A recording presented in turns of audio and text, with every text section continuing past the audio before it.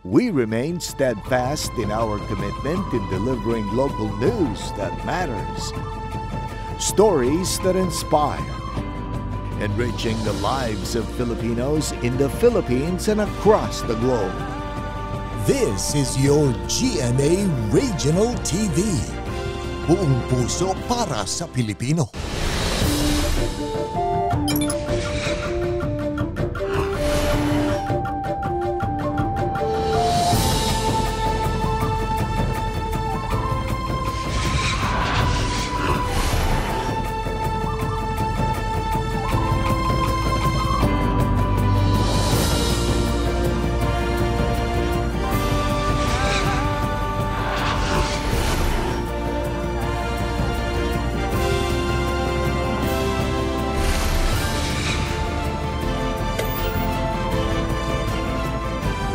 Ito ang GMA Regional TV, Balitang Southern Tagalog. Magandang hapon mga kapuso. Narito na ang Balitang Southern Tagalog. Hatid namin ang mga pinakamalaki at pinakahuling balita sa Timog Katagalugan. Live mula rito sa GMA Batangas Station, ako po si Ace Medrano. Ako naman po si Ivy Sauna Regasang. 250 pesos hanggang 400 pesos na presyo ng kada kilo ng siling labuyo at pansigang nararanasan sa Batangas City New Market. Samantala, pagtaas sa presyo, epekto ng nagdaang bagyong Egay ayon sa pamunuan ng pamilihan. Ang detalye sa report ni Denise Abante. Mataas na presyo ng bilihin sa Batangas City New Market ang bumungad sa 57 anyos na sinilda ngayong araw. Ang siling pansigang ang una sa kanyang listahan dahil isa raw ito sa mga pangunahing sangkap sa kanyang lulutuin. Pero kung dati raw ay nakakabili pa siya ng per kilo nito, ngayon... Ay di pa kaunti po ma'am.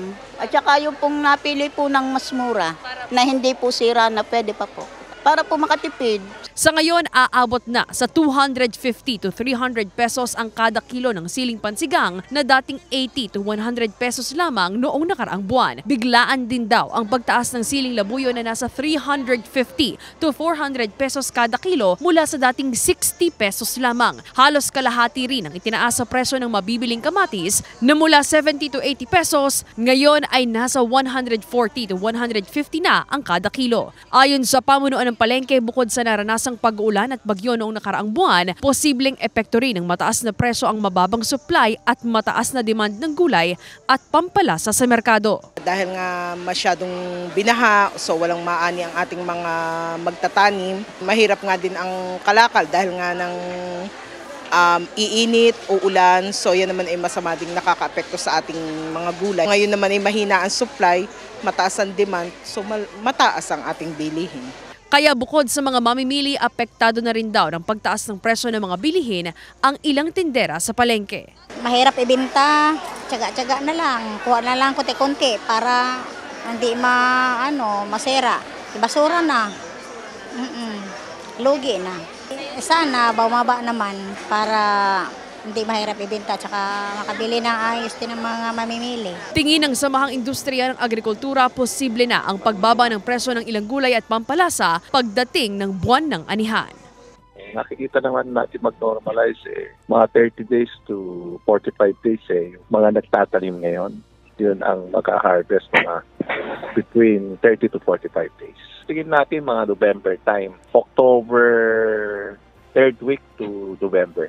Kasama si J.R. Manjares, Denise Abante, Balitang Southern Tagalog.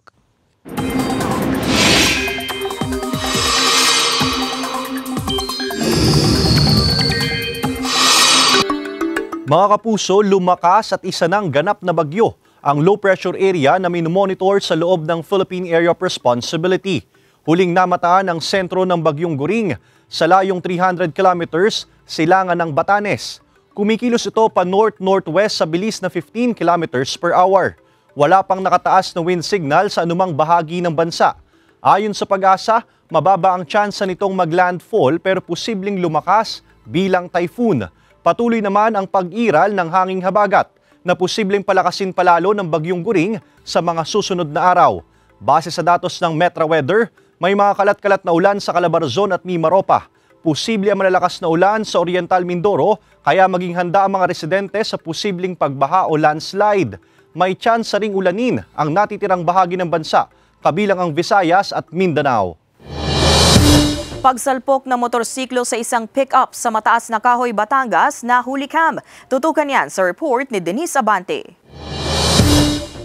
Sugatan ang lalaking ito matapos sumalpok ang minamanehong motorsiklo sa isang papalikong pick-up sa bahagi ng Barangay Poblacion 3, Mataas na Kahoy, Batangas. Ayon sa pulisya, mula sa Barangay Santol ang rider at papunta sana sa bayan nang mangyari ang insidente. Ang pick-up po ay bahagya na po siya nakaliko, naiwan na lang po yung gilid na puwet. Bigla naman pong sumulpot itong mabilis na motor. Napakalaman din po namin na yung pong motor ay medyo may inom po. Sa CCTV footage na ito, makikita ang pagsignal ng isang pick-up na patungo sana sa isang establishmento nang biglang dumating ang motorsiklo at bumangga sa pick-up. Nahulog ang rider mula sa kanyang motorsiklo pero agad namang nakabangon at umupo.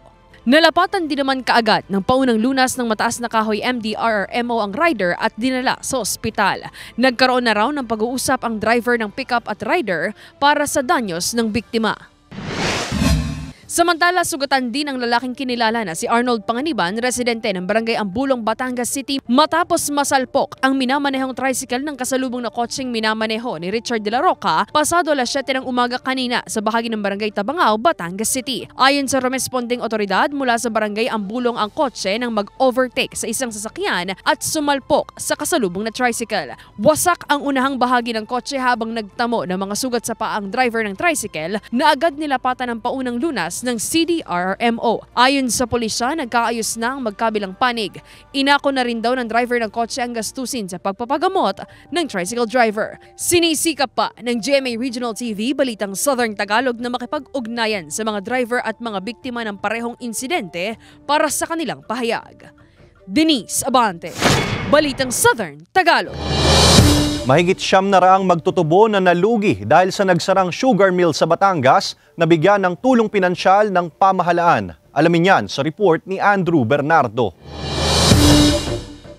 Kinumpirma sa GMA Regional TV Balitang Southern Tagalog ng samahan ng maliliit na magtutubo o Sugar Folks Unity for Genuine Agricultural Reform Batangas na hanggang ngayon hirap pa din ang sitwasyon ng mga maggagapak at magtutubo sa lalawigan dahil ito sa pagsasara ng isa sa pinakamalaking sugar mill sa bansa na nasa bayan ng Nasugbu sa lalawigan noong Desyembre ng nakaraang taon. Ayon sa grupo, miski ang natitirang sugar mill sa Balayan, hindi na rin kinaya ang malaking volume ng tubo na pinaiilo sa kanila simula pa noong Hunyo ng taong ito. Madaming tubo na hindi na ilo.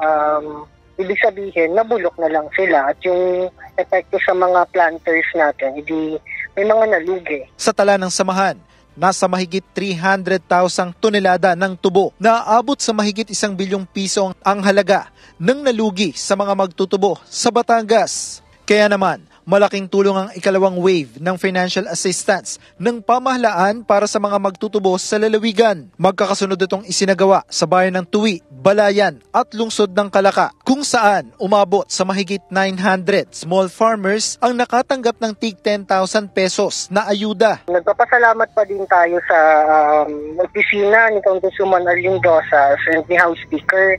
Dahil through their efforts po in collaboration with Sugar, nagtutuloy-tuloy yung pamimigay ng ayuda. Pero aminado ang Sugar, hindi pa rin ito sapat para palitan ang nalugi sa kanila. Naniniwala sila na ang pagbubukas pa rin ng nagsarang sugar mill ang pangmatagalang solusyon sa kanilang sitwasyon. Samantala, hiningaan ng news team ng pahayag ang kinatawan ng Gabriela Party List, DSWD at kinatawan ng unang distrito ng Batangas pero wala pa silang tugon. Kasama si Kel Ravaca, Andrew Bernardo, Balitang Southern Tagalog. Mga mamimili dagsana sa mga bentahan ng school supplies ilang araw bago ang pasukan. Samantala ilang bentahan ng mga gamit pang-eskwela sa Batangas City ininspeksyon ng DTI. Para sa detalye, makakasama natin live si Paul Hernandez. Paul? Ivy, sa pag-iikot ng DTI sa iba't ibang school supply store ay wala naman daw silang namo-monitor na lumalabag doon sa itinatakdang SRP. Pero may paalala sila patungkol doon sa tinatawag na price tag law. Dagsa ang mga magulang at estudyante sa school supply store ilang araw bago ang pasukan. Kinukumpleto na ni Grace ang gamit ng dalawa niyang anak sa elementarya. May dala pa siyang listahan para hindi nakakaligtaan ang bibilhin. May ibang dagdag din po ang mga teacher. Tulad nung hindi namin na-anticipate na yung mga health kit, ganoon. Si Girlie, notebooks at mga pad paper para sa 5 anak ang target bilhin. Nagulat daw siya nang makitang tumaas ang presyo ng ilan sa mga school supplies. Ang mahal nga ng mga notebook eh. Noon ay 12 lang, 10. Ngayon ay 22, 35. Kung may sahod na ng Sabado, di mabubuo na lahat ng mamimili ng mga bata. Nauna nang sinabi ng Department of Trade and Industry o DTI na nagmahal na rin kasi ang presyo ng mga raw materials sa pagmamanufacture ng mga gamit pang-eskwela. Dagdag pa ang walang awat na sirit sa presyo ng langis. May mga imported materials tayo, and then we have also yung mga fuel cost sa logistics. Siyempre, kung mahal yung transpo cost ng item, magtataas talaga. Sa price monitoring ng ahensya sa iba't ibang tindahan sa probinsya, sinabing wala namang lumabag sa pagsunod sa suggested retail price o SRP sa mga school supplies. Pero dapat tandaan ng mga tindahan na ang mga price tag malinaw na nakikita ng mga customer. Protektado raw ang mga mamimili ng price tag law. If there will be discrepancies sa presyo ng POS machine versus what is written in the price tag, they should pay the lower price. Sa paparating na long weekend, asahan pa raw ang mas marami pang last-minute shoppers. Ivy, alam mo, sinusuportahan ng DTI yung ginagawang diskarte ng mga estudyante at ilang mga magulang na kung talagang tight yung budget, ay pwedeng gawin daw yung tinatawag na pagre-recycle. Ivy. Maraming salamat, Paul Hernandez. Nasa 500 pari mula sa iba't ibang bahagi ng Southern Luzon nagsama-sama para sa Soltare Cup 2023. Tunghayan yan sa report ni Denise Abante. Nagtipon-tipon ang nasa 500 kaparian mula sa iba't ibang bahagi ng Timog Katagalugan para sa pagsisimula ng ika-14 na Southern Luzon Tagalog Regional Cup sa Immaculate Conception Parish sa Bawan, Batangas. Host ngayong taon ang Archdiocese ng Lipa. Sinimula ng pagtitipon sa isang misa na pinangunahan ni Lipa Archbishop Gilbert Garcera kung saan inilahad niya sa kanyang homilya ang kahalagahan ng pagtitipon ng mga kaparian. Ito ang pagkakataon ng positibong damdamin ng pagbabahagi, pagbibigay at tulong. Ito rin ang tinatawag na magkakaroon ng bukas na kalooban sa isang pari. Built-in sa kanyang buhay ang spontaneity of pastoral charity requires that priests avoid operating in vacuum and that they work in a strong band of union with their bishops and brother priests. Pagkatapos ng misa, ginanap ang opening ceremonies ng Liga ng mga Pari sa San Lorenzo Ruiz Covered Court kung saan nagbigay din ng maikling mensahe ang Arsobispo sa mga magtatanghal. Memory is not of the past. Memory is not a history. Memory is putting before us to inspire us to walk and to continue. What you will be presenting will not be just a remembrance of the past, but putting before us as a memory to inspire us and to move on in our journey as a people of God. Nagtanghal ang nasa 20 mga kalahok na miyembro ng Unified Schools of the Archdiocese of Lipa o USAL ng kani-kanilang sayaw at kanta.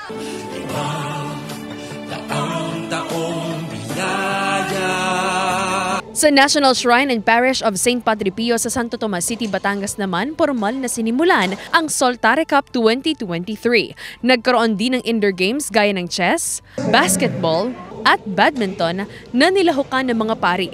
Bukas ang pagtatapos ng Soltare Cup kung saan paparangalan ang mga nagwaging pari na gaganapin sa isang universidad sa Lipa City. Denise Abante, Balitang Southern Tagalog. Good news mga kapuso, sa mga naghahanap ng trabaho, naghahanap ang Kapuso Network ng Master Control and VTR Automation Engineer, Technical Assistant, TV Transmitter Technician, Vision Mixer, AM/FM Studio Technician, Electromechanical Engineer at iba pang posisyon na makikita sa inyong TV screen. Para sa kumpletong detalye at sa mga nais mag-apply, bisitahin ang careers.gmanetwork.com.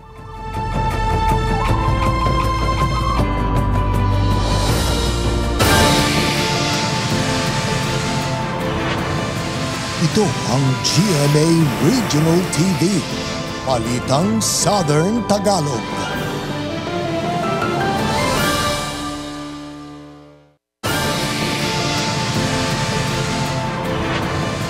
Ito ang GMA Regional TV, Balitang Southern Tagalog. Bansud Oriental Mindoro, diyanig ng magnitude 5.1 na lindol. Lakas ng pagyanig sa pool sa video. Tutukan yan sa report ni Paul Hernandez. Kita ang pag-uga ng ilaw sa kisamingyan sa isang bahay sa Oriental Mindoro habang lumilindol. Pasado 1:30 ng madaling araw kanina. Takot ang nasa loob ng bahay sa paglindol. Sa pool din ang malakas na pag-uga ng kamera sa kuhang ito. Gumalaw din ang nakaparadang sasakyan sa labas ng isang barangay hall sa Pinamalayan, Oriental Mindoro. Lahat yan dulot ng magnitude 5.1 na lindol kung saan naitala ang epicenter sa bayan ng Bansud, Oriental Mindoro. Ayon sa FIVOX, tectonic ang origin ng lindol. When we say tectonic, either active fault or trenches. Pero dito, nasa lupa po siya and it's an active fault. Intensity 5 sa Pinamalayan, Intensity 4 sa Bansud at Gloria, Intensity 3 sa Calapan City at Rojas, Intensity 2 sa Boac, Marinduque at Victoria, Oriental Mindoro at Gumaca sa Quezon. Habang Intensity 1 sa Batangas City, Lemery at San Luis, Batangas, Abra de Ilog at San Jose Occidental Mindoro, Puerto Galera Oriental Mindoro at Bayan ng Mauban sa Quezon. May naitala na raw mahigit 20 na aftershocks. May mga aasahan pa raw pero hindi nasing lakas ng naunang pagyanig. Normally, it's 1 degree lower than the main shock. We would expect around 4.1 or 4.2, around that value. Ayon sa Provincial Disaster Risk Reduction Management Office o PDRRMO ng Oriental Mindoro, isinasagawa na ang rapid damage assessment sa Bansud, Oriental Mindoro. Sa ibang bayan naman po, wala naman pong reported po sa amin na damages or any casualties po. Ipinapayo ng mga otoridad na magsagawa ng sariling pagsusuri ang residente sa kani-kanilang mga bahay, gayon din sa mga may-ari ng mga establishmento at ipagbigay alam sa kanila kung may nakikitang bitak sa paligid dulot ng lindol. Paul Hernandez, Balitang Southern Tagalog. Arestado ng kapulisan ang itinuturing na most wanted person sa Calabarzon sa isinagawang manhunt operation sa Barangay Gonzales, Pakil, Laguna, pasado 11:00 ng umaga kahapon. Kinilala ang sospek na si Elias Suarez, residente ng bayan ng Mabitak. May 2 kaso ito ng rape sa Regional Trial Court sa bayan ng Siniloan. Nakakulong na sa Pakil Police Station ang sospek.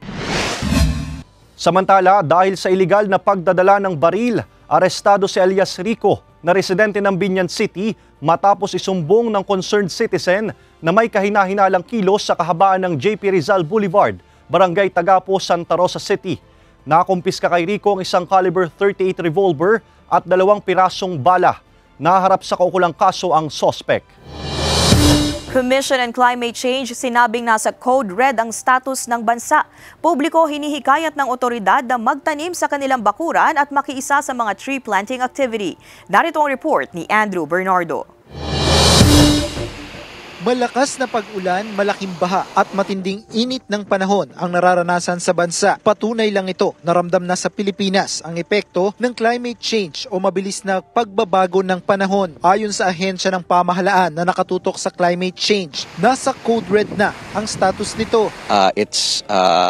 Nagbo-boil na ang temperature, hindi na siya global warming, global boiling na siya. When you say Code Red, buhay, kabuhayan at kinabukasan na nakataya. So it needs not just an awareness but urgent and rapid action para sa climate change. Kung kaya't nilalagay natin sa ganung tema para mas maintindihan ng mga tao. At ilan sa dahilan nito ay ang pagkasira ng kalikasan, gaya na lang ng pagkakakalbo ng kagubatan, pangamba ng Commission on Climate Change. Kung Code Red tayo ngayon, wag na nating hayaan maging Code Black siya. Tumindi ang bagyo, ang hagupit nito, at ang volume ng tubig na bumababa. Ito ang nagtulak sa CCC sa pakikipagtulungan ng National Power Corporation o NAPOCOR na ilunsad ang Net Zero Challenge o tree planting initiative sa bansa. Layo nitong hikayatin ng publiko na magtanim ng puno kahit sa kani-kanilang bakuran. Hihikayatin din ang lahat na makiisa sa tree planting activity at magkaroon ng kaalaman tungkol sa climate change. Sina-challenge natin ang mga organisasyon be they with government or be they private sector or be they individuals, sinasabi natin na, alam na natin na meron tayong individual carbon footprints natin. Babaan natin, ma-offset tayo, gagawin nating zero dapat. Wag lang 25, wag lang 30, 40%. Zero siya. At gagawin yan primarily through planting trees. Sa bayan ng Paete sa Laguna, una itong sinimulan ngayong araw kung saan mahigit 200 seedlings ng Nara ang sabayang itinanim. Target na itanim sa mahigit 1 ektaryang lupain sa lugar ang mahigit 1,200 Nara at Mulavis seedlings. Mapalad ang bayan ng Paete na sa atin inilaunch ang Net Zero Challenge ng Climate Commission of the Philippines. So, pangalagaan, alagaan at tulungan po natin ang ating yaman, ang ating kabundukan para ito mapalad. Dumalo din ang ilang researcher sa aktibidad. So, napaka-importante para sa mga kabataan at para sa, of course, kahit sa mga volunteers to participate in climate change program. Naroon din ang ambasador ng Qatar at UAE, iba't ibang environment organization at volunteers. Kasama si Kel Ravaca, Andrew Bernardo. Balitang Southern Tagalog. Kaalaman sa teknolohiya ng mga guro at mag-aaral, pinalawig sa isinagawang Resilient Education Summit 2023. Alamin yan sa report ni Denise Abante. Pumarada ang nasa mahigit 1,000 guro sa kahabaan ng Alitagtag, Batangas kahapon bilang bahagi ng 2023 Resilient Education Summit na tutugon raw sa programa ng kagawaran ng edukasyon sa Batang Makabansa, Bansang Makabata Agenda. Layo nitong mas palakasin at pagtibayin ang kaalaman ng mga guro at kabataan, lalo na sa makabagong teknolohiya. Layon din ng DepEd na mapalawig pa ang paggamit ng radio frequency identification sa iba pang paaralan sa bayan kung saan kinakailangan mag-time in at mag-time out ang mga estudyante. Dito malalaman ng mga magulang kung nasa paaralan na o nakalabas na ang mga anak sa paaralan. Samantala, iba't ibang tema ng pagsasagawa ng learning camp sa mga paaralan sa lungsod ng Batangas ang ibinida ng mga mag-aral bago ang huling araw nito bukas, August 25, 2023. Mayroong sumayaw ng folk dance, hip-hop, at mayroon din namang mga naka-costume na tila mga cowboy at cowgirls na nagpakitang gilas ng kanilang husay sa pagkanta at pagsayaw. Una nang sinabi ng Regional Supervisor ng National Learning Camp na isa sa mga makabagong paraan ng pagtuturo ang aktibidad na layong gawing aktibo ang mga mag-aaral sa tulong ng iba't ibang nakakaingganyong pamamaraan ng pagtuturo gaya ng pagsayaw, pagkanta at paglalaro. Bukas isasagawa ang culminating activity ng National Learning Camp sa Batangas City Integrated High School bilang pagtatapos nito. Denise Abante, Balitang Southern Tagalog. Mga kapuso, maging bahagi ng nangungunang TV and radio network sa bansa. Naghahanap ang Kapuso Network ng mga sumusunod: News Production Specialist, News Program Specialist, Junior Desk Editor, News Assistant Video Journalist, Moving Image Editor, at iba pang posisyon na makikita sa inyong TV screen. Para sa kompletong detalye at sa mga nais mag-apply, bisitahin ang careers.gmanetwork.com.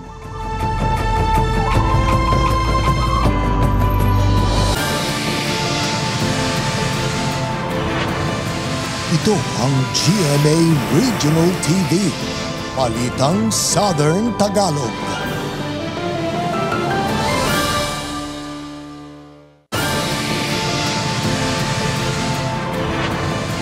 Ito ang GMA Regional TV, Balitang Southern Tagalog. Publiko at ilang negosyante na bahala sa nangyaring pang-hold up sa isang kainan sa Imus City, Cavite. Samantala, pagruronda ng pulisya sa mga pampublikong lugar sa Batangas City, paiigtingin. Narito ang report ni Paul Hernandez. 24 oras na bukas ang karinderya ni Emeline sa Batangas City. Dahil tabi lang ng bypass road ang pwesto niya, ang mga customer sa kainan nagmumula kung saan-saan. May 4 daw siyang tauhan. Pero nang mabalitaan ang nangyaring pang-hold up sa isang restaurant sa Imus, Cavite, magdaragdag daw siya ng tauhan. Minsan po, dito na kami natutulog mag-asawa. Para po namomonitor mo namin. Kasi dyan lang po yung dyan kami natulog sa office. Kahit na nasa loob kami, kita namin sila. Takot ang idinulot ng insidenteng yan sa publiko at ilang nagnenegosyo. Patunay na wala na raw pinipiling lugar, tao at pagkakataon ng mga kawatan kahit palantaran ng pagsasagawa ng krimen. Dapat siguro may mga karagdagang mga pulis, tapos ay tanod, coordinated sa barangay kung saan mga lugar yung mga kainan. Para just in case na magkaroon ng mga ganyang insidente, di madali lang makakawa. As much as possible, magandang may kasama. Of course, wag sumama sa kung sino-sino. Kumbaga, kung hindi mo naman kailangan puntahan, wag mo nang puntahan, diretso ka na pauwi. Pagdating ng alas 7 hanggang alas 8, talagang sinasarado ko to. Iingat lang ako. Baka mamaya mo may kung sinong hindi ko man kilala, hindi natin maiiwasan. Ang Batangas City Police tiniyak na walang dapat ikapangamba ang publiko. Pinaiigting daw nila ang police visibility sa lungsod. Rumuronda raw sila sa iba't ibang lugar kahit 10 oras na ng gabi. Meron kaming umiikot na nasa 50 personnel, 11 mobile. At meron pa kaming motorcycle cops.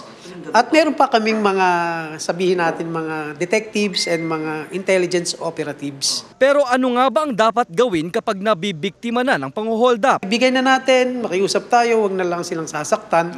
At yan naman po ay mga hold-upper at masasamang loob. Pagka ganyang nakikipag-cooperate sa kanila yung victim, wala na pong siguro hindi na sila para makagawa ng something. Mahalaga pa rin daw na maging kalmado sa lahat ng pagkakataon kung naiipit na sa ganitong sitwasyon. Dapat ipagbigay alam sa otoridad ang pangyayari kapag nabiktima na ng masasamang loob.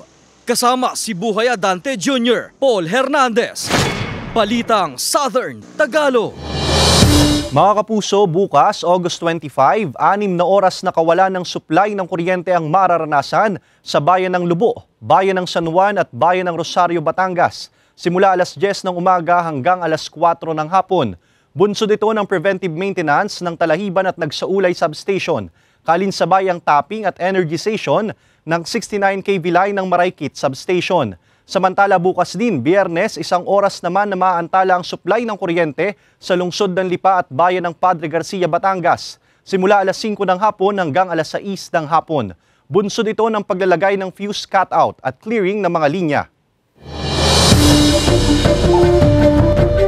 Cast at direktor ng The Missing Husband, proud na makatrabaho ang isa't isa. Samantala, cast ng naturang upcoming drama series na sina Dean Samonte, binigyang pagkilala ng paaralan kung saan siya nagtapos ng alternative learning system.